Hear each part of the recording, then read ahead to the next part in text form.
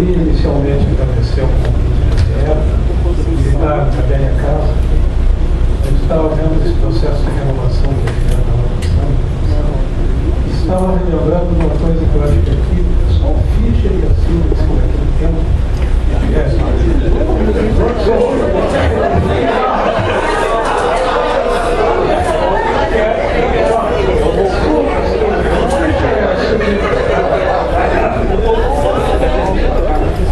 mas naquele momento em que nascia a GE na fusão da CEPLAC com o DE.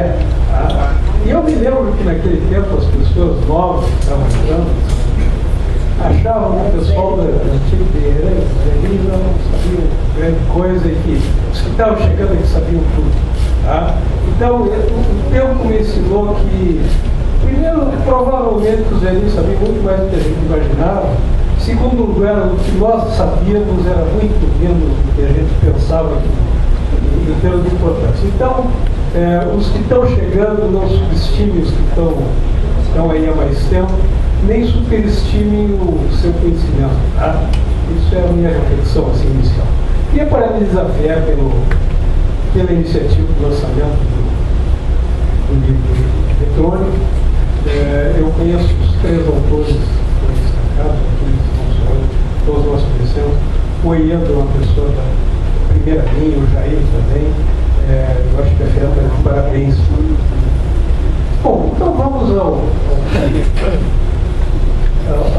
que me interessa aqui da minha apresentação. Eu vou falar para vocês sobre o estado atual da questão regional do Rio Grande do Sul e depois, assim, atendendo assim, uma certa insinuação que é uma que haveria interesse, falar um pouco sobre os conselhos regionais de desenvolvimento, porque hoje o meu vínculo institucional, assim, vínculo voluntário, não tem relação com o envolvido, é com o Fórum dos Coréis, onde eu sou membro do Conselho Consultivo, a Maria Alice Canhar.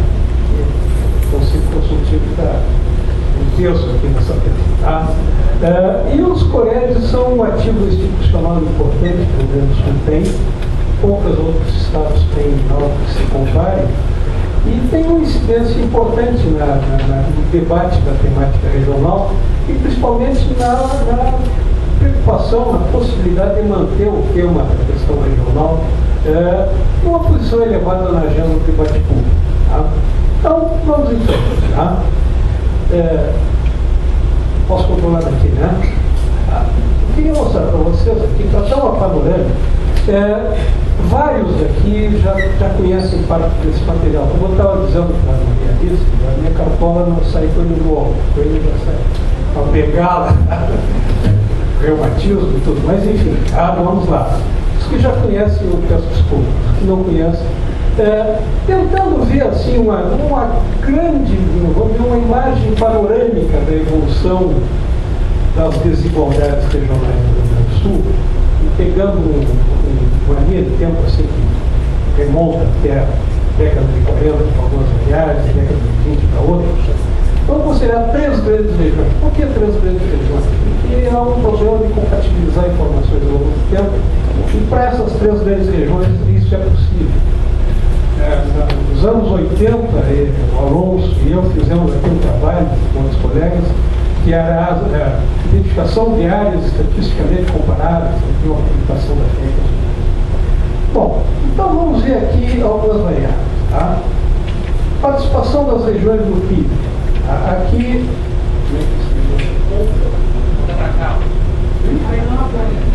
Não, mas ele não aponta. Tá, enfim.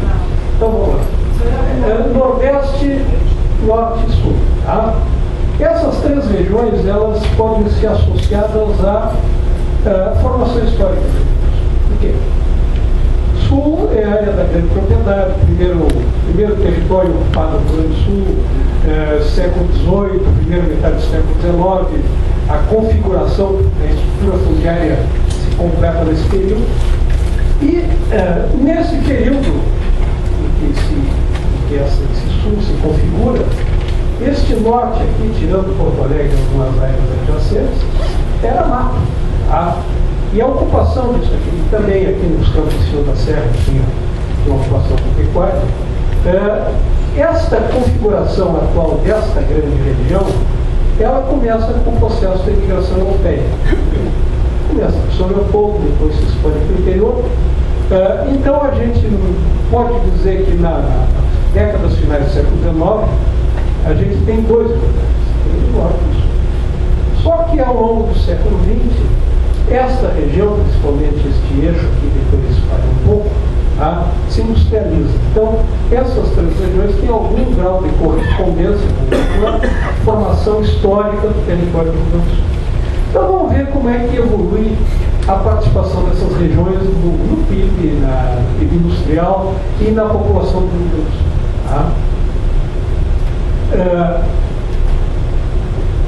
O verdinho é o Nordeste.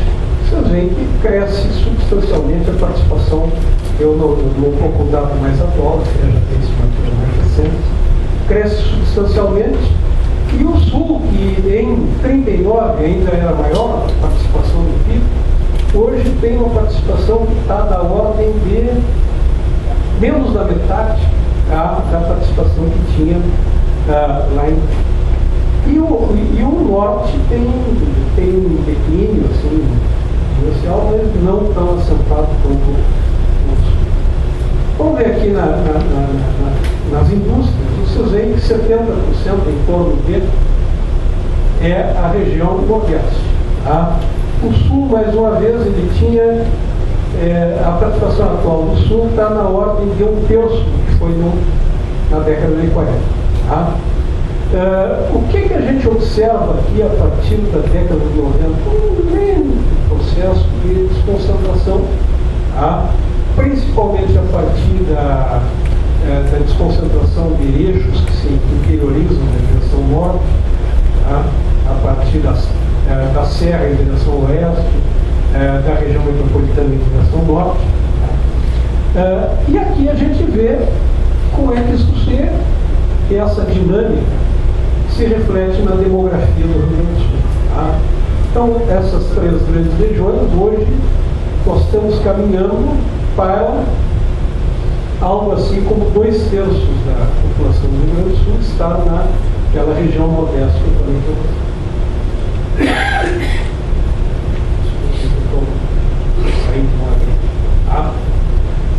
O que isso tudo mostra?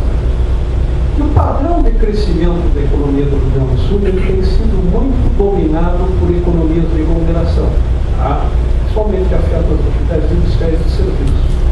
Então, o dinamismo do leste do Rio Grande do Sul, do nordeste do Rio Grande do Sul, não é acompanhado pelas outras regiões. Isso gera fluxos migratórios intensos. E esses fluxos migratórios foram bastante intensos ao longo do tempo. E agora, nas décadas de 90, principalmente na última década, esses fluxos migratórios que continuam, talvez até se atenuem um pouco, eles se associaram a um outro fenômeno, que é o declínio acelerado, acentuado, das taxas de fecundidade. Então, o que a gente tinha antigamente? Que, como nascia muita gente ia embora daquelas outras regiões, mas a população de lá continuava crescendo. Agora, o que acontece? As pessoas vão embora e não nasce mais gente suficiente para recompor o estoque. Então, a gente vê o seguinte: isso aqui é a década de 90.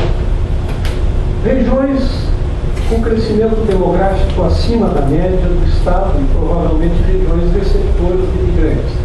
São as em azul. Regiões em amarelo. Crescimento, a população cresceu, mas abaixo da média. Provavelmente alguma imigração a partir dessas regiões. E nas regiões vermelhas já tinha caído a população. Tinha menos gente em 2000 do que tinha tido em 91.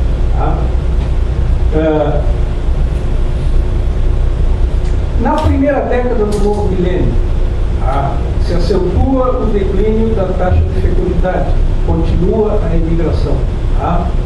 Vocês veem que, de forma condizente com o padrão de crescimento fortemente alimentado por economias de aglomeração. A gente tem o leste e agora algumas regiões adjacentes. Isso aqui é o Vale do Rio Pardo, que tem Santa Cruz do Sul, aqui é o Vale do Taquari, aqui é o Coréia Metropolitano. Tá? Uma das coisas que eu acho que esse encontro, que esse evento me possibilitou foi reencontrar o rei. E tem uma história no Coréia de Delta, e quando eu fui diretor de um departamento de Secretaria de Planejamento, essa região aqui não tinha Coréia. Tá? E o rei trabalhava na prefeitura na época e me procurou e por que a região não tem Coréia? Tem, porque não tem Coréia. E aí começou uma batalha, um embate, um desastroso caminho, inclusive, mas se criou. Tá? Então, esse padrão espacialmente concentrado, alimentado por economias de aglomeração, faz com que estas áreas aqui é Passo Fundo, né, tenham crescimento acima da média do Estado. A média vem caindo. Tá? Algumas aqui, ó, crescimento positivo, porém abaixo da média do Estado, e uma grande parte aqui do território do Rio Grande do Sul, com menos gente em 2010 do que em 2020. E esse é um fenômeno que está começando conosco, tá? Mas que vai acontecer em muito mais áreas do país à medida que lá também se acentue o declínio da taxa de fecundidade, porque eu acho que nós estamos sobre móvel, não sei se tem móvel, mas eu acho que há diferenças entre regiões no Brasil importantes nesse aspecto. Então, aqui são dados de alguns coréis, tá? Aqui esse mapa aqui é os coréis, tá? Então, aqui vocês veem as taxas do período de populações, tá?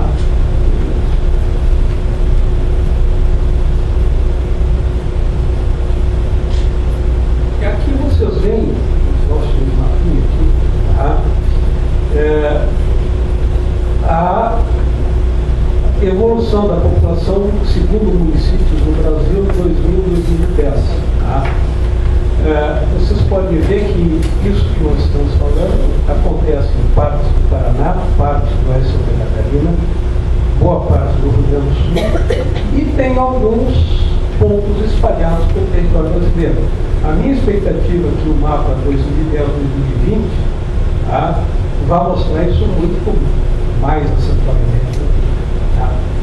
Então, o nosso padrão de crescimento espacialmente concentrado, ele está causando essa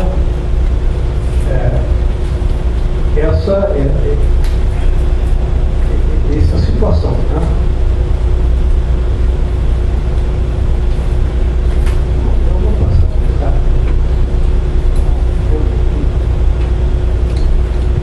Então, o que nós temos hoje no Rio Grande do Sul? Nós temos uma situação em que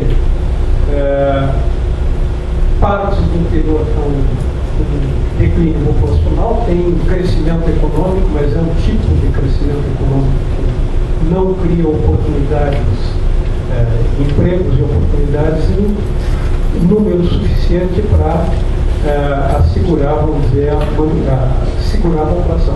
Tem também um lento movimento de difusão do crescimento aquele que eu falei para vocês aqui, espacialmente concentrado. Vocês veem aqui que a mancha azul aqui, ó, em 2000 e 2010 é mais abrangente do que a mancha de 91 e 2000.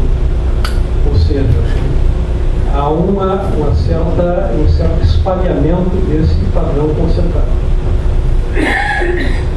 Bom, como é que isso aí se reflete na dinâmica, vamos dizer, da mobilização das comunidades do interior? Tá? Daí nós chegamos aos colegas. A nossa questão regional, ela não era um assunto que chamava muita atenção até a década de 90. mais de uma vez eu já disse, como já não ouvi, quando eu retornei dos Estados Unidos, fui na school, eu trabalhava na FE, e me interessei por esse tema, a questão do método regional do Sul. Cheguei a isso porque eu tinha muito interesse antes em métodos quantitativos, e a minha mulher, que é geógrafa, naquela época, década de 70, estava muito em voga na área da geografia, métodos quantitativos de geografia. Então comecei a ler literatura dela, acabei chegando na questão regional. Daí, quando lá nos Estados Unidos fiz a área de concentração e adaptação do doutorado, mas eu voltei para fazer a tese aqui, não consegui. Fiz a área de concentração de economia regional e urbana e história econômica. Na UNES eu acabei mais dando aula de história econômica. Mas não, só o Alonso e eu praticamente aqui dentro da FIA nos interessamos, tinha as imagens aqui, eu também trabalhava aqui, trabalhava depois, ela não era daqui, porque não era o assunto, na década de 80 não era o assunto. Aí a globalização cria uma revalorização do local. Desculpa. E também, no caso do Rio Grande do Sul, a gente tem um momento lá em 90 em que um deputado da região sul do Estado propõe a divisão do Estado para criar uma nova unidade de federação. Isso aí joga a questão regional na primeira. Que abreviar a apresentação, porque não está fácil. E isso trouxe para o primeiro plano a questão, essa conjugação de circunstâncias trouxe para o primeiro plano no debate da questão regional. E nesse mesmo momento também está, vamos dizer, em crescimento a preocupação com a participação.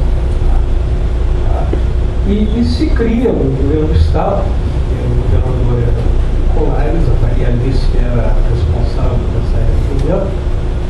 Colares, na prefeitura, já tinha criado conselhos populares, e chega no governo do Estado, cria conselhos regionais. O governo, aquela administração tem muita dificuldade financeira, aquela coisa, e aí os próprios conselhos são que acabam mobilizando a Assembleia, pressionando para criar uma lei de institucionalização que define as suas funções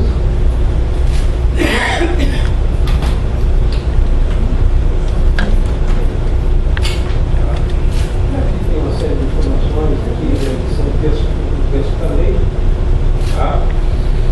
E nesse contexto de valorização do local pela globalização,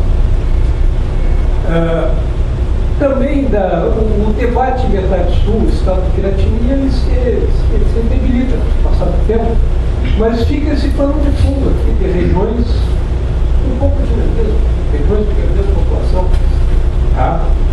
que alimenta, vamos dizer, um interesse permanente das comunidades políticas pelas suas instituições. E qual é o espaço, qual é a natureza dos colégios? Tem uma literatura sobre organizações da governo que fala de organizações ponte. O que são organizações ponte? São organizações que ligam outras organizações entre si. O que o Conselho Regional faz? Ele pega a prefeitura, associações comerciais, universidades, e por aí vai, cria ligações entre elas.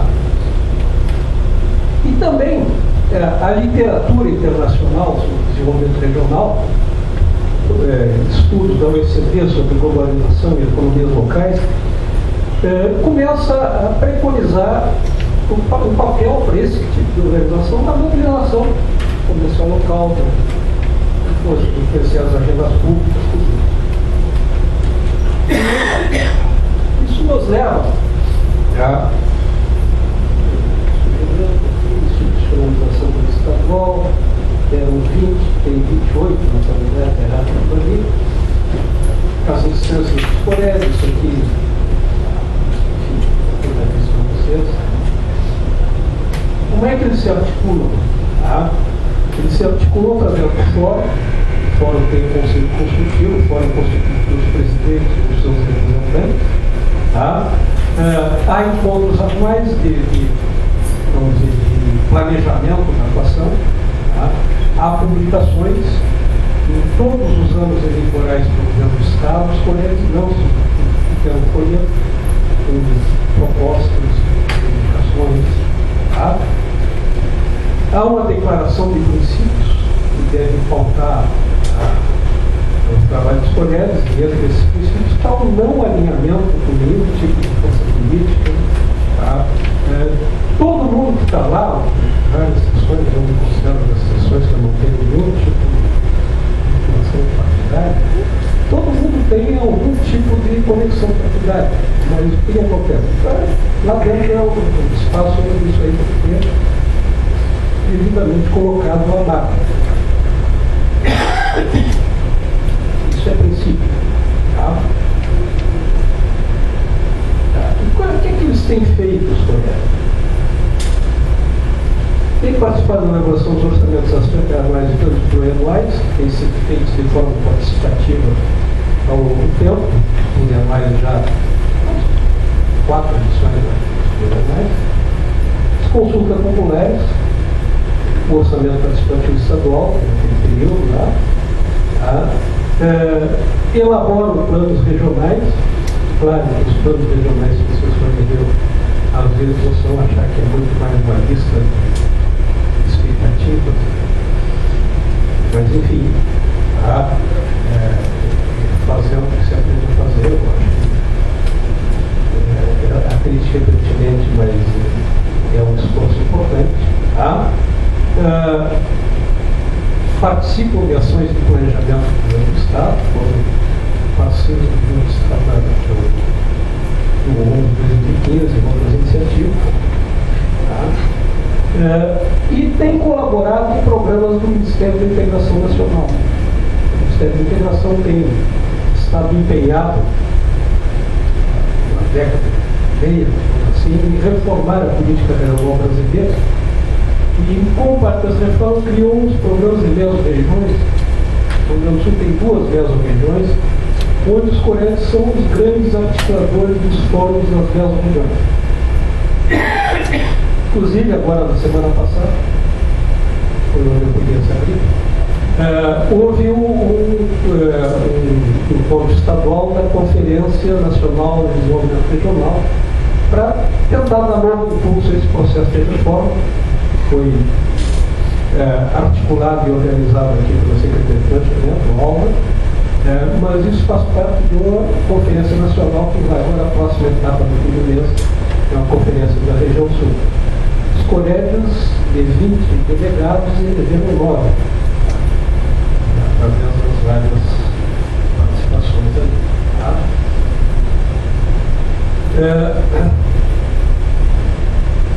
Como é que a questão dos colégios se articula com temáticas teóricas? Quando a gente... Não. Esse aqui não está certo.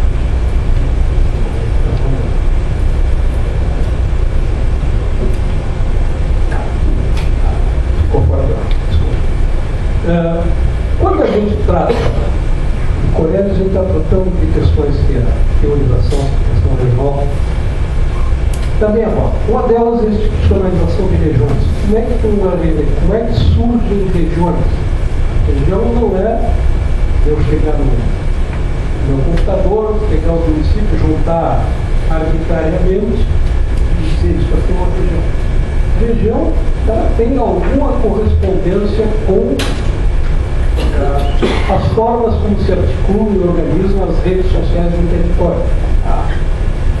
Então, uma das etapas do processo de institucionalização das regiões é o surgimento de instituições de abrangência regional que organizam práticas de abrangência regional. Então, o colégio, quando define um território como sendo a sua área de atuação. Quando, em parceria com o governo do Estado, passa a organizar lá uma consulta popular, a elaboração do plano estratégico da região, isso aí tudo pode ser visto no contexto de um processo de institucionalização na qual as regiões passam a entrar na cabeça dos habitantes. Tá? Entendeu? Daqui a pouco as pessoas dizem, quando é que é? Eu estou tratando de tal, corrente tal. Então, essa é uma dimensão da coisa. Outra temática teórica que tem a ver com o que os colégios estão fazendo é a questão da formação de capital social. Os colégios, eles criam novas redes de articulação. Eles que não existiam. Essas redes que ligam organizações de caráter diferentes, com objetivos diferentes, em torno de alguns objetivos comuns, tá? São um tipo de capital social, que chama de bridge, capital social ponte. Tá? Também tem a ver com a questão da democracia participativa, óbvio, não preciso explicar o que é a democracia participativa. Também tem a ver com a democracia deliberativa. A democracia deliberativa é uma corrente de teoria democrática, de caráter eminentemente normativo, que defende que o debate público deve ser pautado pelo uso público da razão, tá? E defende a justificação através de argumentos todas as iniciativas e posições que aparecem no debate público. Tá? É uma coisa muito interessante. Tá? A teorização sobre democracia deliberativa em grande parte remonta a Jürgen Habermas, o seu conceito de teoria da ação comunicativa. É um negócio muito interessante, realmente. Tá? Então, a prática dos colégios, modestamente, ela tem a ver com conexões teóricas que são bastante relevantes. Tá?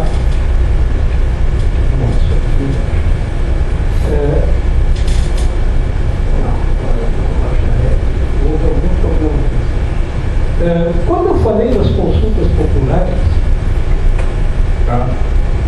Elas são uma coisa muito impressionante que nós temos aqui, que as pessoas não valorizam adequadamente, no sentido de que não se dão conta da importância que isso tem.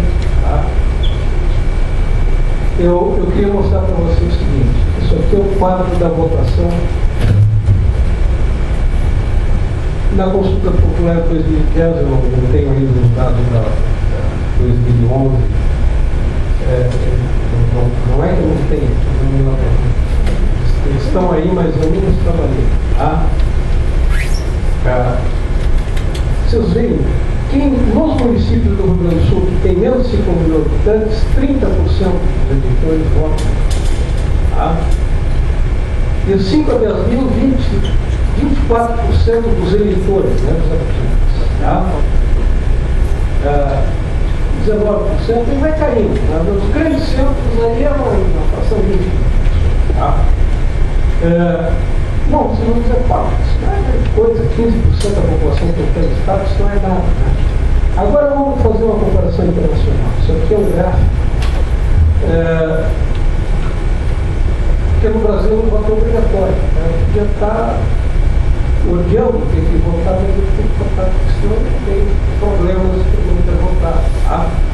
Mas vamos pegar os Estados Unidos, que o voto não é obrigatório. Tá?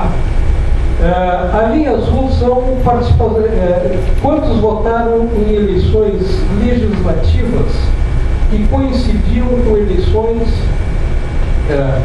A azul é a presidencial. Tá? E a vermelhinha é a eleição para o Congresso. Quando a eleição para o Congresso coincide com a eleição do presidente, eles têm lá na periodicidade da eleição para o Congresso é menor. Tá? Quando para o Congresso coincide com o presidencial, aí nunca passa 50%, às vezes vai. Aí, quando não coincide, tem casos que dá 30 e poucos, na década de 40, mas vamos pegar um período recente. Aqui nós estamos falando de 40%. Tá? Isso são eleições nos Estados Unidos, com uma intensa campanha eleitoral, os caras jogando dinheiro a dólares, na TV, com máquina partidária de mobilização, tá? E dá 40. Nós aqui, com nada, meia dúzia de voluntários aí, atuando, consegue ter 15%. Tá? E nós já estamos a 4 edições da Consulta Popular, 3 ultrapassando 1 milhão de votantes e uma com 900 e poucos mil. Tá? 970 mil. Tá? O que isso nos diz sobre a nossa realidade? Eu acho que isso nos diz, isso nos diz que as comunidades do interior, principalmente pequenos centros, são muito carentes de canais de acesso à viabilização de suas demandas. Tá?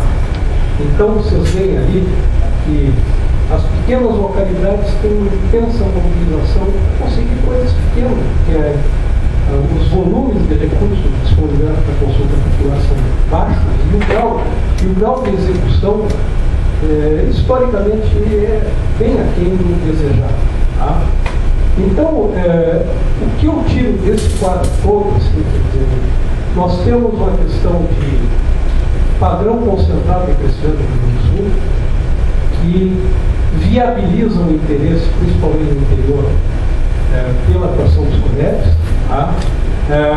Há comunidades no interior assim, muito carentes de acesso a uma série de coisas que vêem nessas conexões que os CONEPs conseguiram, com a possibilidade de chegar lá. Tá? Eu acho que é isso.